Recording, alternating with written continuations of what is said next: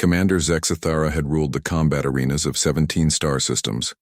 Standing 8 feet tall with razor-sharp talons and hide that could deflect plasma bolts, the Krillian apex predator had never known defeat. Its species had evolved on a death world where survival meant killing or being killed, where weakness was extinction and strength was the only currency that mattered. So when the Galactic Combat Federation announced that a species called humans had petitioned to join the elite warrior caste, Zexathara's mandibles clicked in what passed for laughter among its kind. Humans, the arena master had explained to the assembled crowd, are from a Class 7 garden world. No natural weapons, no armor plating, no venom glands. They've somehow convinced 3 species to sponsor their application despite having the physical capabilities of prey animals. The betting pools heavily favored Zexathara. The human champion, a female designated as Captain Sarah Chen, stood barely 5.5 feet tall, weighing perhaps a third of the Krillian's mass. Her pale skin looked like it would tear at the slightest touch, and her small teeth seemed better suited for consuming vegetation than rending flesh. When they met in the arena's preparation chamber, Zexathara towered over the tiny human, its forearms flexing as razor-tipped claws extended from each hand. "I will make your death swift, little prey thing," it growled in the common tongue, showing what it considered mercy. Chen looked up at the massive predator and smiled, an expression that meant nothing to the Krillian. "Thanks for the consideration. I'll try to return the favor." The arena fell silent as both combatants entered the ring. Traditional Krillian combat was simple. 2 warriors entered, 1 left alive. No weapons beyond natural ones, no armor beyond what evolution provided. Zexathara charged immediately, crossing the distance in 3 powerful strides, claws aimed at the human's vulnerable throat.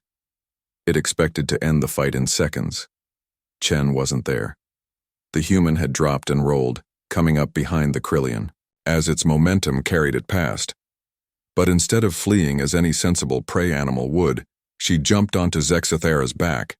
The Krillian spun, trying to dislodge her, but the human's grip was surprisingly strong.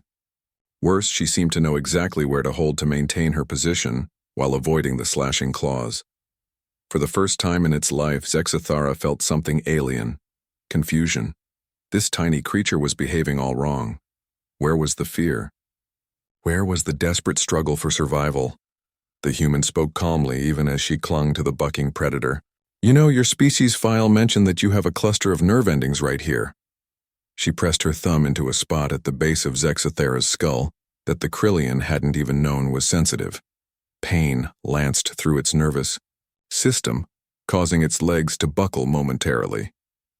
"And that your balance relies heavily on inner ear pressure, which explains why spinning like that made you dizzy." How could she know? The Krillian medical data was classified military information, known only to realization struck like a plasma bolt. This human had studied, not just trained for combat, but researched every aspect of Krillian physiology, psychology, and fighting techniques. She knew things about his own species that he had never considered. The fight continued for 23 minutes, an eternity in arena combat. The human never struck to kill, never went for finishing blows. Instead, she systematically demonstrated her knowledge of 17 different martial arts, 12 of which the Krillian had never heard of.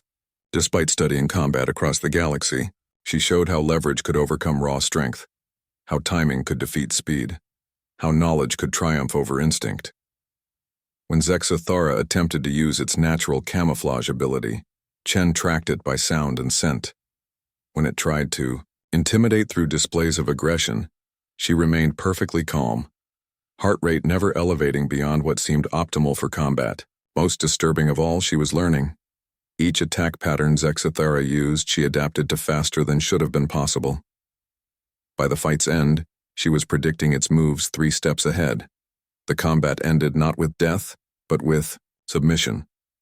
Zexathara found itself pinned by a creature a fraction of its size, unable to move without causing itself injury, forced to acknowledge defeat for the first time in its existence. But as Chen helped the massive predator to its feet, something unprecedented happened. Instead of shame, Zexathara felt Curiosity. How? It asked. Your species evolved to be perfect killers, Chen explained, offering it water despite having just defeated it in combat. Mine evolved to be perfect learners.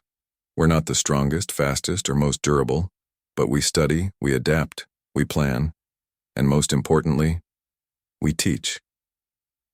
She gestured to the viewing stands where thousands of beings from across the galaxy had watched the match. Every species in this arena just learned something new about combat. Your techniques, my techniques, and everything that happened when they met. Tomorrow, fighters will be better because of what we shared today. That was 5 years ago. Today, Professor Zex Thera stands before a classroom of young warriors from dozens of species, teaching advanced combat theory at the Galactic Defense Academy. Its students call it the Apex, but not for its killing ability.